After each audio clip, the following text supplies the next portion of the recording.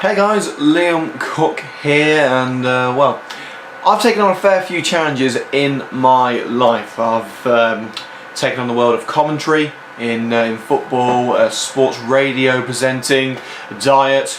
Yeah, that went well, didn't it? But because I got a lot to do recently, I thought, you know what, why don't I set myself a brand new challenge? So that's exactly what I have done now.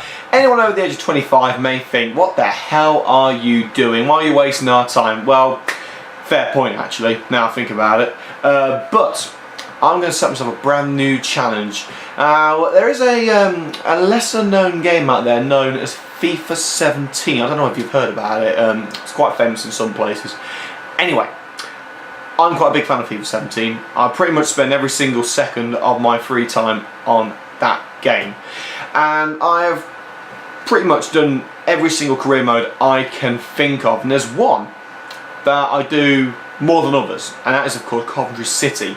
They're my team. I was born in Coventry, I was raised in Coventry, I've supported the Sky Blues my entire life. And unfortunately, when I supported Coventry, they've not been great. I mean, I went to my first game in 2002 and they were already in the Championship, and it's just gone down ever since then.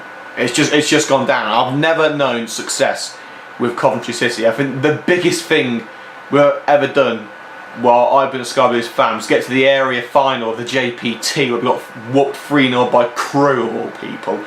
That's about as good as it's got. So for younger fans like me, FIFA is pretty much all we've got to see our team in a decent position.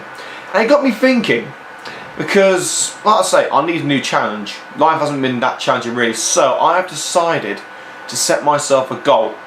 I've got 5 seasons on FIFA 17 Manager Career Mode. Now for those of you who don't know what a career mode is in FIFA, basically you act as the manager for your chosen team, and you sell players, you buy players, especially you act as the manager and you play the games as well and try and get them as high as you can. So for anyone who doesn't know about FIFA, that's basically what it entails. So my quest, basically I've got 5 seasons. I want to win the Premier League title with Coventry City. I don't just want to get to the Championship, that's piss easy. Anyone can do that. Even getting to the Premier League, it's a little bit tougher, but it's still easily doable. Winning the Premier League with a League One side, with not a lot of money, and to be honest with you, not a great squad, it's pretty tough. Now I'm going to keep it on world class mode, just pretty difficult. It's about my level. I'm no pro on FIFA, but I'm going to try and set myself a challenge. I'm going to try and win the Premier League with Coventry City in the first 5 years. Now I've done it before. In fact, I actually won the Premier League in 3 seasons on FIFA 16, but that was on professional career mode, professional difficulty in career mode. And also we had players like Murphy, we had Madison, we had Fleck, Vansalo, Armstrong, Redder Johnson. We had some pretty good players. Now who we got? Andre Wright. That's about it. Andre Wright and a couple of loanees and some youth players. That's basically what we've got. So that's the long and short of it basically. In these videos I'm going to be filming the career mode, most of it anyway, and I'm going to be giving you updates as to how we are doing now. This is going to be put on the Coventry United Matchday YouTube account, because although it's not Coventry United related, it's local sport related. You know, we're proud of our local teams at Coventry United Matchday. I'm proud of my local teams, whether it's Coventry United, Coventry City, Wasps, Coventry RFC, Coventry Cotswood, Coventry Sphinx, Coventry Bears, Warwickshire Cricket Club. I'm proud of my local team, and you know what, that's what the YouTube channel is all about. It's just about celebrating local sports. So the videos are going to go on there. It's not going to be anything too technical. I mean, you see these guys on YouTube, they've literally got everything hooked up. They've got Macs, they've got gameplay, you know, straight from the PS4 going onto there. We've got a laptop, a TV and a camera. That's all we have got here. It's a low budget operation, but it's basically a way of wasting 5 to 10 minutes of your day. So that's the long and short of it. We're just going to be filming the progress through the career mode. It's going to be commentated by me. I'm going to guide you through it. And we are actually already on to October 1st of the career mode, because it actually only came to me literally about 5 minutes ago. And I thought, because a lot of people do this on YouTube, they film their FIFA career modes, they set themselves challenges, I thought, you know what, if they can do it, why can't I? So I'm going to give it a go, and I'm going to tell you exactly what I've done in the transfer window in the first few matches up until October the 1st. Right, so here we are. This is where we are at the moment. Saturday, October the 1st, we are set to take on Northampton Town at the Ricoh Arena.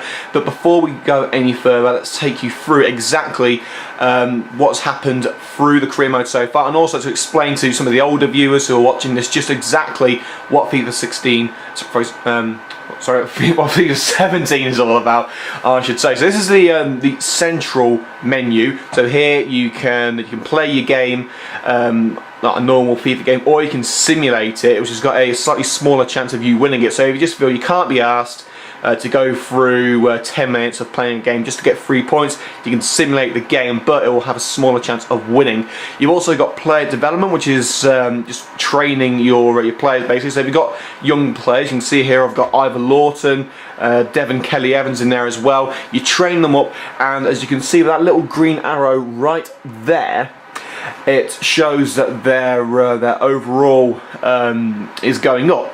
So they're becoming better players. So certain stats improve, and the overall rating of the player will go up. You got the news there. Went a little bit too far there. And also the good thing about the news is it gives you a couple of options about young players. You see here there's a young player called Enrico Brignola from Benevento in Italy. I can't say I've ever heard of that team, but it basically gives you the news, like the best players of the week. So you've actually got a couple of players in there. Gail Bigaromana is in there, and the bit that I like most about it is that it does give you hints as to who to purchase in terms of young players.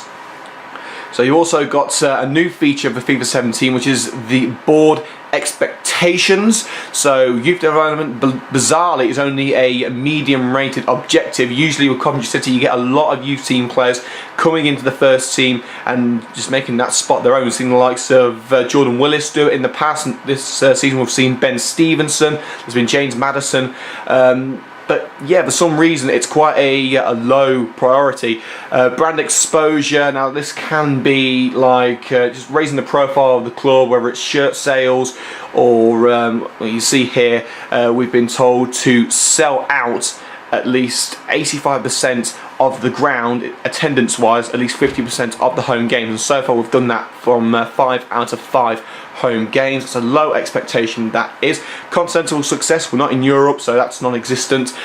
Domestic success is the big one. So this season we're being told to finish mid-table in the EFL League One and reach the round of 32 stage in the Emirates FA Cup, and within 3 seasons the board want us to gain automatic promotion from League One to the Championship. Now we're not exactly taking any notice of that, because we want to go up this season. If we're going to win the league, the Premier League in 5 years, we've got to go up this season. And to be fair, we could do with going up from the Championship to the Premier League next season as well. Financial, now this is not exactly one of my strong suits, but it says here you've got to keep the player salary growth under 20%. Right now it's at 39% larger than it was. Now on FIFA, I literally use every single penny that I can in terms of transfer budget to basically give myself the best opportunity of having a decent side. So those are the objectives for the for the career mode, and of course you've got the table there as well, which we'll take you through shortly. Now on FIFA you have a transfer window for 2 months, from the 1st of July to the end of August, and usually I'm quite busy in the transfer window on most career modes. Like if I have Manchester United or Liverpool, someone like that, it's literally just rip out the old, shove in new. This time I've been a little bit more cautious. Now I've cancelled a few loan deals. Basically there are no loan players at Coventry City, so Andre Wright and Dan Aguiyi, they've both gone. But we have signed 2 of the players that were on loan on permanent contracts. Now I'm quite proud of this one, Lewis Page, the left back who was on loan from West Ham United, has been decent so far in the absence of Chris Stokes in real life. But I brought in Page as my number 1 left back. I cancelled his loan deal and I brought him back on a permanent basis, and I'm pretty happy with this deal because he's worth £450,000 in the game. West Ham wanted 600 grand for him. I got him for 350 because his deal was up at the end of the season. So yeah, I'm pretty happy about that one. Jamie Sterry I've also brought back. This one was a little bit more expensive. Newcastle wanted, again, £600,000 for him. He's worth just over 300, and I got him for £400,000. So he is our number 1 right back for Coventry this season. Signing from Exeter, 22-year-old centre-back Jordan Moore-Taylor. He's not the biggest of centre-backs, he's only 5'10", but he's got some serious leaping ability. He's not going to be one of our first-choice centre-backs. We've only got 4 centre-backs at Coventry at the moment, along with Turnbull, Willis and Kean Harries. Of course, Sam Ricketts has now retired. He's been taken out of the game, so Moore is one of our backup, one of our standby centre-backs. This one I'm really happy with. A young central defensive midfielder, 19 years old, came in from Arsenal, Ainsley Maitland-Niles. Now, again, he was estimated a lot more than what I got for him. His estimated worth in the game is £475,000, and Arsenal wanted a whole lot more than that. I managed to get him for 380 grand. He's 64 rated, which is pretty darn good. He's one of my first choice midfielders. He's actually managed to force his way into the midfield at the expense of the likes of Ben Stevenson and Chris McCann, and I honestly think this guy is going to just shoot up the ratings and could be a major star throughout this entire career mode. We've got ourselves a couple of strikers, of course, with Andre Wright and Danny Guy both leaving. Just 'cause I don't really like loan deals because, you know, I want the best players in my squad, and to get the best players you need to train them. I don't see the point in training loan players because you're basically helping out another club. You're not going to get the reward for it. They're going to go back to their club next season, and if they are better players, you're going to have to pay more for them if you want them as a permanent player. So I thought, you know what, forget that, get right out of there, see you later at GI as well. So I brought in this lad, Ryan Sager from Southampton. Now I paid a little bit more than I wanted to pay for him, 700 grand. He's not been a first choice striker at the moment because I've had Marvin Swordell and another lad up front. I did want to start with the 4-3-3, which was the standard formation for Coventry on the game when I started the career mode. That didn't work out, so I've gone back to the 4-4-2 with 2 up front. Sager is mainly a bench warmer, but he could force his way into the first team at a later date. But this is the man he's got to try and force out. Our number 9, Lee Gregory, signed from Millwall for 700 grand. Millwall wanted £1 million for him, but he's in the last year of his contract, so we got him a little bit cheaper, so 700 grand for him. Quite an experienced player, 28 years old. I'm not really keen on players that are over the age of 30, so he's one of the elder statesmen of the career mode, but he's not really been cutting the mustard at the moment. Swordell's been a little bit hit and misses, but he's been scoring goals. I don't think Gregory's actually scored a goal so far. He's missed a couple of penalties as well, some cutting edge opportunities, but it just hasn't worked out for him. We'll see how that goes. Next up, again, really proud of this one, Shea Ojo from Liverpool. Now, Kyle Reid was the main left winger when we started the career mode, but for some reason he didn't suit my style of play. A little bit too sluggish, not as agile as I thought he should be in the game. In real life, this guy's a legend. I love Kyle Reid, but he's just not working out in the game, so I'm keeping him as a backup. Sometimes doesn't even make the bench though. So I brought in Shea Ojo, who is a young winger from Liverpool, 19 years old, English. I do like to have English players in the team because it helps out the national team at a later stage. Had to pay a lot of money for him though, £950,000, the most expensive player of this transfer transfer window, I should say. But the final one, I wanted to get a new goalkeeper because although we've got Reece Charles Cook and we've got Lee Burge, Burge is only 60 rated, Charles Cook's only 61, so they're not exactly the best of goalkeepers in the league. We're not going to be winning the league with them. So I brought in a new goalkeeper. I originally wanted to sign Carl Darlow, the former Nottingham Forest goalkeeper from Newcastle. We agreed a fee with Newcastle for £1 million. Now Darlow was 68 rated. He was he was happy to come to the club, but because we'd signed Ojo and a couple of other players, we didn't quite have enough money, and unfortunately Darlow wanted more wages than we could afford. We wanted to pay him around 13 grand. We had £13,000 in the bank, but he wanted 18, so we had to relent to 18. It came down to it, we just didn't have enough money, so instead we went for this guy, signed from Monaco, Loic Badiachil, £900,000 from Monaco, and well, Darlow wanted 18 grand. This lad took 3,200 quid a week, so fair play to him. And look, pretty good stats. Out of 100, he's got 68 diving, 66 handling, 68 kicking, 71 reflexes, and 69 positioning. And the ones that I really want to look at are the reflexes and the handling. Handling needs a little bit of work, so I might train Badiachil up, but a very solid goalkeeper between the sticks. And there have been some players leaving. Marcus Tudgay went to Millwall for £180,000. Like I say, I'm not really keen on players over the age of 30. Tudgay's 33 years old, not exactly quick either, so I thought, you know what, I'll cut my losses and get Tudgay out. Andy Rose as well. I think, to be honest with you, I thought I had enough central midfield options. As good as Andy Rose is, I've already brought in Maitland Niles. I've got Stevenson as well. I'm going to be training those two players up. And, you know, although he's good, he was the... I wouldn't say he was the worst out of the bunch, but I'd say he's the one that I could do without. So I've got £625,000 for Andy Rose. Pretty happy with that. Then we got an offer for Vladimir Gardzev.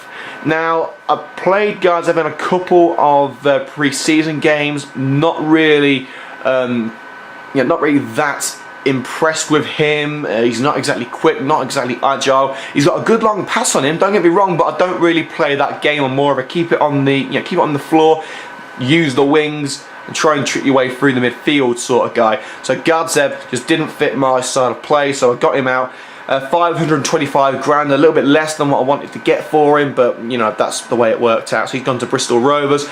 Chris Stokes, a very reliable player for the Sky Blues, but we'd already signed Lewis Page. We've got a very promising young left back in Ryan Haynes as well, who actually has started the season pretty well. So we didn't need three left backs, so we got Stokes out. We'll let him have some first team football at Shrewsbury with his old mate Jim O'Brien. And the final player we let go on loan was Kyle Spence. Now again, we've got enough left wingers. Once we brought in Shea Ojo, we had 4 left wingers. I'm not going to be using 4 left wingers. We had Kelly Evans, we had Reed, and we had Ojo, so I decided to loan out Spence. I don't want to lose Spence because, to be honest with you, I think at the end of this season we're going to be letting Reed go anyway. So if we loan Spence out, we've loaned him out to Stevenage in League 2. If he can get some game time, his rating's going to go up and he's going to come back to us in May a much better player. So that's exactly what we've been doing in the transfer window. So now we're going to go into the formation and the team that we are playing at the moment. So Badiachil is starting in goal. Right back we have Jamie Sterry, centre back pairing of Willis, who is our captain, and Jordan Turnbull. Left back we have Lewis Page. In the midfield, like I said, I tried to start with 4-3-3. That was the default formation when we came into the career mode. I thought, you know what, I haven't really tried 4-3-3. We'll see how it goes. It didn't go very well. We weren't getting enough opportunities together, and sadly when Gregory was the lone striker, it just did not work out. So we decided to go for a 4-4-2 instead. Ojo on the left hand side. We've gone for Maitland Niles and Gail Bigaramana in the centre, with Jody Jones on the right, and up front Marvin Sordell and Lee Gregory, but that could well change. Sordell has been decent, he's scored a few goals, but he's missed some sitters as well. Gregory has just been awful. We're going to give him another go in the next game against Northampton. If it doesn't work out though, he could well be losing his place. And on the bench we've got Sega, Stevenson, McCann, Lamires, Haynes, Harries and Reece Charles Cook. And we have got 8 players in the reserves. We've got George Thomas, Quayne Thomas, Kyle Reid, Ivor Lawson, who actually has been, he's been doing all right in the training regime. He's already gone up by 2. He started at 55, is now at 57. We've got Kelly Evans, Moore Taylor, the other Kelly Evans, and Lee Burge. Now we'll show you how the players have gone up in the squad report. You see there, Loic Badiachil has already gone up by 2 ratings, up to 68. 8. He's got 2 clean sheets in his first 5 games as well. And you look at that, we brought him for £900,000. He's already valued at 1.3 million pounds. So Willis has already gone up by 1 point as well. Turnbull's gone up by 1 point. Page has gone up by 1 point. Jones as well. So you can see that the players are getting better, and that's why I've gone for such a young squad. Although they do lack, you know, the knowledge of the game. Yeah, it's nice to have a little bit of experience in there. That's why we've got Lee Gregory up front. But these players are going to learn. I mean, the majority of these players haven't got past their 23rd birthday yet. I mean, I think out of the entire squad, it's only it's the front 2, Gregory and Sordell, who are the only 2 players who have reached their 23rd birthday. So yeah, the players are going to keep on going up. They're going to keep on getting better, and I want to try and stick to this squad as much as I can going through into the Premier League. So hopefully when we get to the Premier League, they'll all be around 70 rated, and we can yeah, have a better crack at it. Stevenson, Harris has done really well. He's gone up from 59 to 63. This kid really could be something special. Ruben Ramirez as well. Sega, he's been doing all right. The Kelly Evans twins both gone up by 2. Ivor Lawton, I said, has done all right. George Thomas as well, and we'll also have a look at Kyle Spence. Now the bad thing about learning players as you can only see how they've done in the competitions that you're playing. So look, it said here 1 appearance in the EFL Cup. We've played in the EFL Cup, so it shows us what's happened. He's played 1 game, so that would say to me he is playing, but it doesn't let us see his league form. It doesn't let us see how he's doing in the league, how many games he's playing for Stevenage in the league, because we're not in that division. That's frustrating. But he's already gone up a few. He's gone up in crossing, dribbling, free kicks, long passing and heading, so not too bad. Right, now to bring you up to speed before we get going in the next episode with our first game, which is Northampton, let's tell you exactly how we have been doing in our games. The first game was a 0-0 at home to Chesterfield. I was actually really disappointed about that one. We actually beat Barnsley 5-4 on penalties after a 1-1 draw in the EFL Cup. And up next, it was another draw against Bristol Rovers. We got our first win at home to MK Dons. That was by 1-0. But then we were knocked out of the EFL Cup at Wickham by 2-0. But that was a youthful squad. To be honest with you, I'm not really asked about the EFL Cup. There's not a lot of grandeur in that tournament. If I'm going to go for a cup competition, I'm going to go for the FA Cup because you get more money out of that as well. And then we lost 2-1 at Bradford. I think into September we lost 1-0 at Millwall. I was really disappointed about that because we dominated the whole game, but sadly Lee Gregory cost us because he just kept on missing so many chances. We did make amends at home to Gillingham, 2-0 victory there, and Scunthorpe we also beat by 2-1. That was a very close game. Another 2-0 win against Swindon, and then it was a 1-1 draw against Port Vale, and I was very frustrated because Port Vale had a man sent off and Gregory missed a penalty, so I was really annoyed about that. So that brings us up to October the 1st, where we will face Northampton. So this is how we're going to do things. I'm thinking that I'm going to go through the results and maybe a couple of highlights from the matches within a month. So that way the season is going to be done pretty quickly, so it's not going to take ages for us to try and get to the Premier League. So it's Northampton first, then it's a Checker Trade Trophy derby against Walsall. Then bizarrely we've got Walsall in the league as well, and then it's a game against Peterborough at home. We've got Bolton away, that's going to be a pretty tricky one. Shrewsbury at home, we should win that, and then it's Southend at Roots Hall. So that is the plan for the month of October. And before we end this edition of well, I'm going to call it the Sky Blue Diaries. I don't know why, it's just come to my head, but here is how we are doing in the table. Coventry in 5th place at the moment. All the teams except for Bradford and someone else towards the bottom have played 10 they've played 10 games. We've got 9 games, we've won 4, drawn 3 and lost 2, and we have actually conceded the fewest goals out of anyone in the league with just 6 goals conceded, but we are not hitting the back of the net a lot either. We are the joint lowest scorers in the division, down to Bradford, I think, who have only scored 9,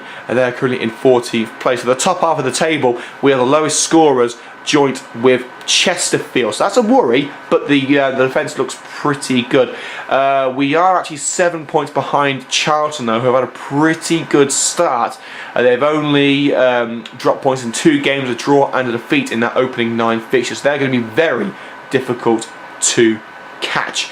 And also we're going to have a look at how each player has done as well, because in FIFA 17 you've got the team stats where you can see exactly what your players have been doing. So there's only one player who's played all 9 games so far, and that is Jordan Turnbull. In terms of goals, there is a tie between Marvin Sordell and bizarrely Chris McCann. Now McCann has not been a starting central midfielder for me at all this season, but he has a habit of scoring last minute long range streamers. I've got no idea why, but towards the end of the game, if we need a goal, I just think, you know what, it's going to come to McCann, I'm going to try it from range, and most of the time he finds the back of the net. I don't think he's a man that's going to be starting, starting the game for me this season. I don't see that. I think I'm more inclined to start Biggie and Maitland-Niles, but I think McCann's a good option to have from the bench. In terms of assists, Ramirez, who again hasn't really been that much of a starting player for me this season, and Gael Bigramana, they're both tied on 2 assists each. Only one player's got 2 yellow cards this season, that is Jordan Turnbull, and we've actually got 2 red cards this season, one for McCann, which I believe was for a second yellow card, and Jamie Sterry as well, who was sent off against Swindon. And looking at the average ratings, apart from Sager and Thomas, who've only played 1 game each, Jordan Willis is at the top of the board with 74, and again Chris McCann up there with 73. I might decide to give McCann a go if either Bigramana or Maitland-Niles falter, but to be fair to them, they've both performed fantastically this season, so I'm not sure what I'm going to do about McCann. Is he too good to leave on the bench? I might try and go for a 4-5-1, take Gregory out, maybe put McCann into midfield, maybe try and push Biggie a little bit further forward and keep McCann and Maitland-Niles in defensive midfield roles. We'll wait and see how it plays out. But that will do us for the first episode of the Sky Blue Diaries, my challenge to win the Premier League title in my first 5 seasons. We're up to October 1st, 2016 in our first season as manager of Coventry City. And also the good thing is the majority of players have signed new contracts with the club. There are a couple of players who haven't yet, those being George Thomas, Ivor Lawton, Devon Kelly-Evans and Ruben Ramirez. The only reason they said no to those deals wasn't because they were unhappy with the club, they wanted bigger squad roles. So Ramirez, I offered him an important first team player role. He wants a crucial player role, and the youngsters want to be more involved as well, so we'll get that sorted in time for the start of the next episode. That will do us for the first episode of the Sky Blue Diaries, and well, here's hoping that this is the start of something big for the Sky Blues. Don't forget to hit the like button on YouTube and let us know that you enjoyed this video. You can leave a comment below, subscribe to the Coventry United Matchday YouTube channel, because you'll also get updates about when the exclusive Coventry United coverage is online, and also when these videos are uploaded as well. You can also follow me on Twitter at @TheRealLiamCook. That's me, Liam Cook. I'm out of here. I'll see you on the next episode of the Sky Blue Diaries.